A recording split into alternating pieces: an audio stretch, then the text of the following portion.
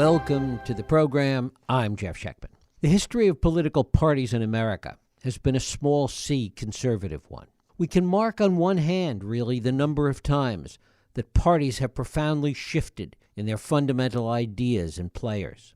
In modern times, the Republicans went through an upheaval in 1964 with the Goldwater nomination. From 1968 through 1972, the Democrats went through their time in the wilderness. But each time, if you drill down, there were core values and ideas that remained constant. Today, amidst the Trump era, the Republican Party has totally transformed. The party of Gerald Ford, George Bush, Mitt Romney, and John Boehner is now the party of Marjorie Taylor Greene, Paul Gosar, Kerry Lake, and Kevin McCarthy.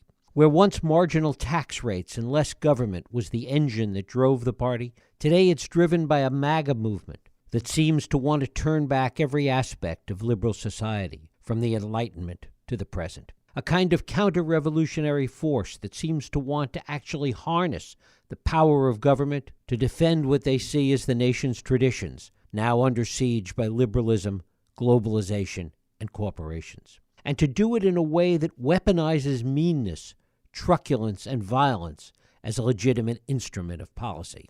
While January 6th was perhaps the current apogee, the players in the current election cycle show that we're not done yet. Where we are, how we got here, and who the players are the focus of Robert Draper's new book, Weapons of Mass Delusion. Robert Draper is a longtime contributing writer for the New York Times Magazine and National Geographic. He is the author of several books, including Dead Certain and To Start a War, and his latest work is Weapons of Mass Delusion, When the Republican Party Lost Its Mind. It is my pleasure to welcome Robert Draper here to the Who, What, Why podcast. Robert, thanks so much for joining us. It's truly my pleasure. Thanks for having me back, Jeff. Well, it's great to have you back. The change in the GOP that we see today certainly didn't happen overnight. It's been seemingly going on for a long time with the rise of right-wing talk radio and Fox and the Tea Party movement back in the early 2000s. But something has changed with Trump, and particularly more recently, as you talk about, January 6th itself was some kind of pivot point in the whole movement. Talk about that first. Absolutely. And first, let me just say that was a very astute opener that you articulated to your listeners. And it's really true that titans of the Republican Party like Jerry Ford not only would not be the titans of today, but in fact would be demeaned and even cast out as rhinos, Republicans in name only. January the 6th was a real signal moment for the party. And I should say that I got my contract to do the book just 3 weeks beforehand. And the contract, basically I knew I was going to be writing about a very factionalized Republican Party. At that point, Trump hadn't conceded, but figured he would at some point, right? That they all do. And my first day of doing reporting for the book was the morning of January the 6th. What occurred that day was really seismic, and I think most reasonable folks would have come away from that horrific experience, whether at close range like I witnessed it or just watching it and hearing about it on TV, they would have come away with the view that, well, the Republican Party has really got some work to do because it was members of their party who egged on this riotous mob, and surely they will do everything they can to divest themselves of the elements that gave rise to the insurrection and to turn away from Trump once and for all. That, of course, as we know now, is not what happened. And those few members of the Republican Party that were vocal in believing that the party needed to wash its hands of Trump, prominent among them Liz Cheney, have been all but exiled from the party, while those who embraced Trumpism and the Make America Great Again, the MAGA movement, like Marjorie Taylor Greene, are now the dominant forces inside the party. In many ways, though, the January 6th, the Stop the Steal movement, as you talk about, represented some kind of a powerful metaphor, because during this whole period that the party was changing, what we talked about a little while ago, that somehow Stop the Steal became a metaphor for this stop the change in the country that they were seeing, this sense that not only the election was stolen from them, but the country has been stolen from them. I could not agree with you more that stop the steal and the very notion that the 2020 election had been stolen was the apotheosis of a long-standing view among millions of principally non-educated, non-college educated whites who believe that America as they knew it was being taken away from them bit by bit. And so the idea of a presidential election in which their beloved leader, Donald Trump, was defeated fair and square, but in their view had been stolen, was a powerful metaphor, as you're saying, because it really represented not only how things have been taken away from them over time, culturally, economically, and in other ways, but also it represented for them how the people who were doing the taking were incorrigibly evil and would stop at nothing and had no soul, no patriotism. They were godless. These words, by the way, that I'm using advisedly, like godlessness. They are now used casually by members of the MAGA right, like Marjorie Taylor Greene. And but that notion of a stolen election has since January the 6th given rise to all these other adjacent notions that the Democrats, in conjunction with the media, have stolen truth, for example, in the form of calling January the 6th an insurrection when it was, in fact, okay, now take your pick with these scenarios, either a thoroughly peaceful protest or something that was set up by the FBI and in conjunction with Nancy Pelosi, or something that had been peaceful until Antifa showed up on the scene and riled people up. So there are these shifting notions of truth, but in the upside down world that constitutes a diluted electorate, truth is up for grabs. Given how deep this theology is, this MAGA theology is in the Republican Party, it leads one to believe that Trump didn't create this environment, that he unleashed something that had been there, had been lurking for a long time. I think that's accurate. And let's just take the example of the 2020 stolen election, of Stop the Steal. It had been axiomatic for decades in Republican circles that Democrats cheat. The Democrats steal votes, commit fraud all the time. Principally, they would be referring, Republicans would, who would say these things, to the urban areas, which was basically code for minority voters being their votes being bought or just sort of dumbly shepherded to the polls. This is something that when I talk to run-of-the-mill establishment Republicans, they grew up hearing this stuff and they just accept it in the way that they accept that Hillary Clinton is a crook without being able to point to the statute that she violated that would make her a crook. And so Trump recognized this. And when in 2020 he started warning that if I lose, it's going to be because Democrats steal. Okay, there were a lot of people who thought this was unseemly, but there were a lot of others who were willing to buy it because it was essentially in their bloodstream, the notion that Democrats do this sort of thing. There is the sense also that while this had been lurking for a long time, it wasn't just an American phenomenon, but this global populist phenomenon, this global nationalism was also part of it. That's certainly true. And of course, Trumpism coincided with Brexit.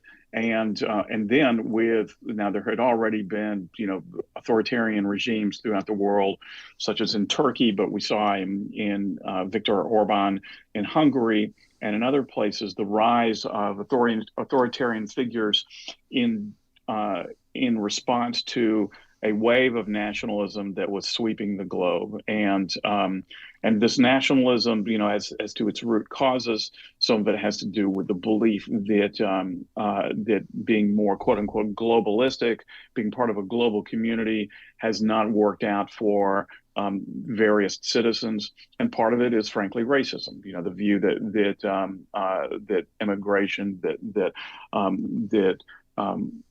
Muslim refugees from Asia and elsewhere are now arriving and changing cultures in places like Italy. So Trump sensed this. I mean, there's an incoherence too, I should say, to the foreign policy of these countries, including, frankly, the U.S., that embrace nationalism, because they're not really sure what that means in terms of their country's role in the world. All they know is that their country should be the most important concern at the exclusion of foreign policy agreements, trade agreements, et cetera. And it has left a gaping hole in a discussion, say, in the U.S. that should have been taking place about America's role in the world following the Iraq debacle. The discussion still needs to happen, but the Republican Party has instead retreated into a kind of nativism and isolationism. The other part of Stop the Steal, in addition to this metaphor that we talked about before, there's always the talk that somehow it represents some anti-democratic force. But in fact, that anti-democratic force is baked into this MAGA theology.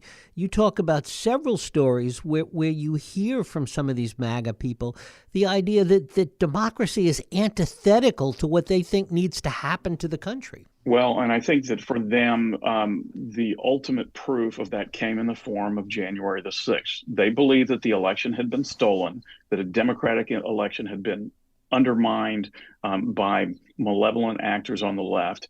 And January the 6th was going to be the moment where that was corrected. And in fact, Trump, in his speech at the Ellipse on January the 6th, used the word democracy 3 times, saying we need to save our democracy. Well, in the eyes of the MAGA constituents, that did not occur. The peaceful transfer of power was disrupted, but was not reversed on that day.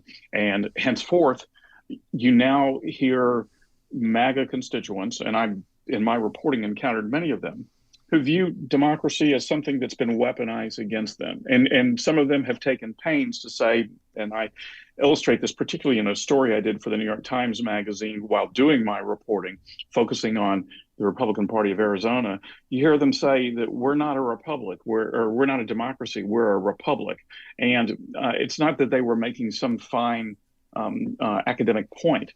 They were instead basically calling attention to their distrust of and even loathing of democracy as they now know it.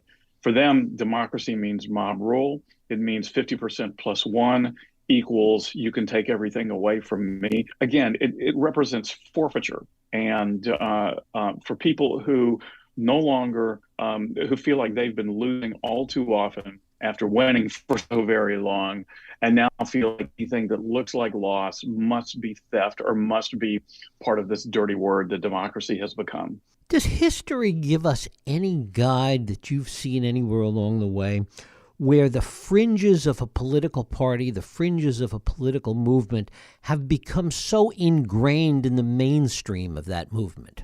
Well, I mean, sure, obviously, and I hate to bring it up, and I'm not, suggesting that where Germany was in the 1930s, but certainly, what Hitler's, National Socialism movement was a French movement that slowly but surely took over the sentiment of Germans who felt wronged by the outcome of World War I and the Treaty of Versailles, and were looking for someone to blame, while at the same time being very responsive to any assertion that their country was first among equals, a great country, and indeed a world power.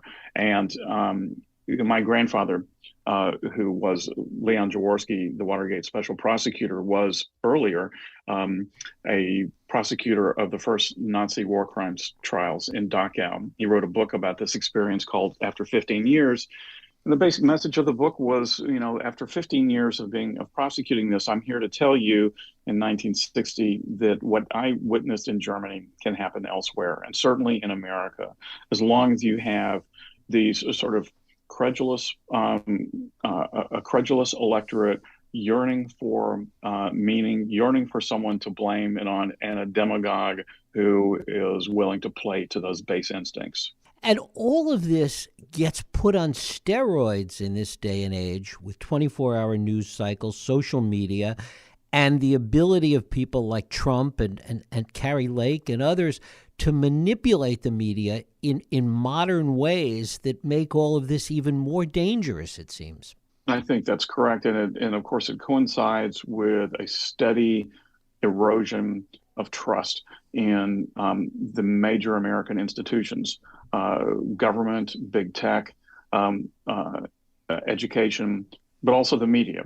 And so the journalists like myself are held by the public in fairly low regard these days, and particularly amongst conservatives. And to them, the belief that they were lied to by the mainstream media in things like what Trump refers to as the Russia collusion hoax has then opened them up, made them susceptible to believing alternative forms of media, which, to take an extreme example, can come in the form of the QAnon conspiracy theory, and to take, in a somewhat lesser extreme, to these propaganda outlets for the MAGA movement, like One American News and Newsmax and Real America's Voice, Breitbart, to name just a few.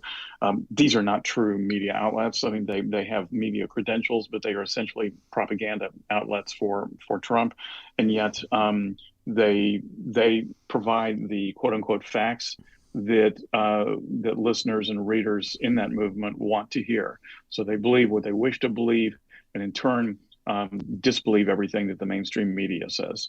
And then, of course, the overlay, which you write about extensively in Weapons of Mass Delusion, are the people like Marjorie Taylor Greene who are experts at weaponizing this. That's right. And so there are two things working here, Jeff. I mean, one is that people like Greene truly believe, that Trump is a great president, that Trump has been victimized by the left in collusion with the mainstream media, and people like Greene truly believe that we are in an existential situation in this American moment. They believe those things, but they also recognize that to trumpet those beliefs in the most extreme, shrill, and hateful way possible is the way to get attention. And we have today what's referred to as the attention economy in the form of social media, where a person like Marjorie Taylor Greene is incentivized to say really hateful and really nutty things. It's incentivized in the form of online donations, in terms of social media platform growth, and in terms of the red carpet that is rolled out to people like Greene from the right-wing media ecosystem for being the loudest, most obnoxious voice in the room. So they believe this stuff, but they also know that what they're doing is incentivized. Of course, there's very little regard given to the effect of all this, on the tens of millions of people who swallow this propaganda. And it's really the people who are deluded en masse that form the basis of my book, and frankly are central as a matter of concern to me. And in all likelihood, these are going to be central players in the upcoming Congress post-election. People like Marjorie Taylor Greene and Lauren Boebert and some of the others that you talked to. Mm-hmm. For sure. And the reason for that, simply stated, Jeff, is that the MAGA movement is basically the Republican base. I don't mean to say that all or even most Republicans are hardcore Trump supporters, but enough of them are, and they're very, very motivated, and they show up at primaries, and they make telephone calls, and they issue donations. And Kevin McCarthy, the Republican House Minority Leader, is well aware of all of that. He is of the belief that the Republican Party cannot win if Donald Trump's faithful do not turn out in force for the Republican Party. So he has to genuflect, in his view, to them and to the proximate warriors of the Trump movement. And those proximate warriors are indeed Marjorie Taylor Greene and Lauren Boebert and Paul Gosar and Matt Gaetz and others of that stripe. And I guess the question, and I know you've been asked this before, is how all this plays out. Yeah, I mean, does it generate a civil war? Does it collapse of its own weight? Does it just tire out, flame out at some point?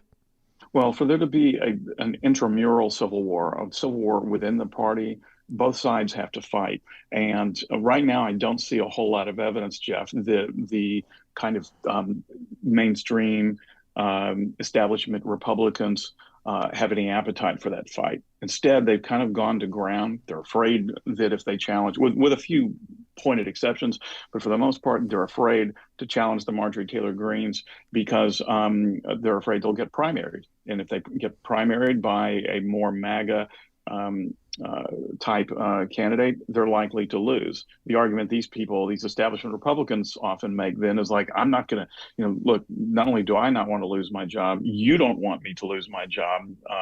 And so you'll thank me later that I, as an adult in the room, quote unquote, am sort of going to ground. But it does beg the question, Jeff, then absent a fight, absent a civil war within the party, how does the MAGA movement dissipate? I guess one possibility is that they become so extreme and that they sort of like somehow become a fire that consumes itself. But I think that the likelier scenario is that this movement dies out only once they take charge and proceed to lose election cycle after election cycle because of their venality or their incompetence. And I think it's going to require losing not once but several times. Once, obviously, we know they'll just say it was stolen from them, but only when Americans as a body politic reject wholesale the MAGA movement will it perhaps finally be defeated. I mean, the lack of the internal pushback to any of this is evidenced. It's evidenced by McCarthy, but also in the conversations you have with Patrick McHenry. Mm-hmm. Right. Yeah. McHenry is, I think, a classic sort of adult in the room, establishment conservative, definitely a conservative. I mean, and yet I say definitely. The truth is, conservatism these days is just simply defined by how supportive you are of Trump. And McHenry, who finds Trump distasteful on multiple levels, nonetheless doesn't come out and say that, doesn't come out and say we would do well to turn away from Trump once and for all, but just changes the subject instead. McHenry was presented by Kevin McCarthy with the opportunity to run for a majority whip should the Republicans take back the House. And McHenry basically said, no, thanks. I do not want to be the guy who's trying to herd the cats, as it were, trying to count votes when the votes include, these people who now have major leverage and loud voices, even if they're in the minority, like Green and Boebert and Gates. I'd rather be chairman of the Financial Services Committee. And so, and McHenry is someone widely respected by people on the other side of the aisle who nonetheless are chagrined to see that McHenry won't stand up and fight these sort of MAGA Republicans. And McHenry's theory is, well, eventually it's not so much that they'll go away, but they will just be layered over in a kind of stratigraphy, of the Republican Party, that they'll and the party will abide them, and they'll ultimately cease to have a major voice. I think that there, however, as we've been discussing, no real historical parallels in America for what the MAGA movement is, and thus I'm not sure that these other antecedents really apply to this situation. And this goes back to this point of sort of on steroids in the modern media environment, because this has really happened so quickly. Yeah, that's right. And I think, so to take the example of Marjorie Taylor Greene, she's in a lot of ways the personification of how quickly this happened, because after all, she was a political novice who hadn't even voted in, every election. And decided in May of 2019 to file to run for Congress. She was a QAnon adherent. People thought that would finish her off. It didn't. When she came to Congress and was stripped of her committee assignments 1 month in, it was believed that she'd just be a marginal character. Flash forward, she's now, a dominant messenger in the Republican Party without changing any of her extreme beliefs you hear the party now echoing a lot of hers. McCarthy is promising her plum committee assignments, such as on oversight and judiciary. Trump has talked to her about being his running mate in 2024. She is one of the major fundraisers of the Republican Party on Capitol Hill. In short, she has become, whether anyone likes it or not, a real political force and has done it in less than 3 years. So yes, she represents what you're describing, how at warp speed the Republican Party has so drastically changed. Talk about the role of this sort of national conservative movement, this kind of national Christian conservative movement, and how it feeds into this. Yeah, I mean, the right-wing Christianity has been, a prominent feature for many decades of first the Democratic Party, and then when, in the wake of the Civil Rights and Voting Rights Act, those Dixie Democrats migrated over to the Republican Party. So did conservative evangelicals, and they have been a force to reckon with in Republican politics for a while. George W. Bush knew that, for example, and certainly dialogued with evangelicals throughout his two campaigns, but nothing like the Trump era, where Trump, who is like a rather unlikely choice to be, an avatar of Christian nationalism, cut a deal basically in early 2016 with the evangelicals who were inclined to support Ted Cruz, but who could see what a transactionalist Trump was. And basically, Trump was happy to appoint, though Trump had been himself pro-choice in the past, happy to appoint anti-abortion federal judges to the bench. And what that got him in return was the loyalty of evangelicals, and in his view, cost him nothing. So they've, to this day, the vast majority of conservative evangelicals point to Donald Trump as their King David, an imperfect vessel of God, who has, in many ways, given them more than any other president has. Robert Draper, his book is Weapons of Mass Delusion. Robert, I thank you so much for spending time with us today here on the Who, What, Why podcast. Really a pleasure. Thank you so much for having me, Jeff. Thank you. And thank you for listening and joining us here on the Who, What, Why podcast. I hope you join us next week for another Who, What, Why podcast. I'm Jeff Sheckman. If you like this podcast, please feel free to share and help others find it by rating and reviewing it on iTunes. You can also support this podcast and all the work we do by going to whowhatwhy.org/donate.